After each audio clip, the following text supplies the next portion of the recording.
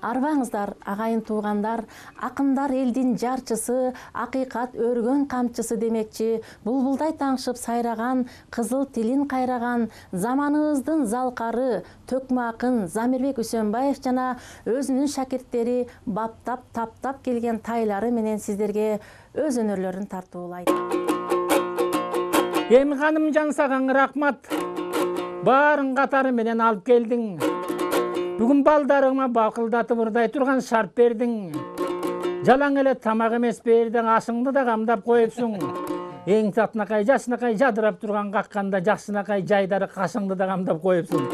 Сени көрүп чынында тамакты жебесем да тойгондой, бүгүн бир той үстүндө болгондой, ойноп күлүп отуруп, татынакай ел менен, курбу курдаш тең менен жолуккандай бүгүнкү окшошуп турат майрамга, окшошуп турат ушул күн ок эле сонун сайранга. Силерди күнү түнү сагынып, араканчар чабылып, сахнага чыкканда көргөнүңөр сый болсун, ырдаганыңар ыр болсун, барган жериң бапырап, татынакай ушундай саймалууга сүй болсун.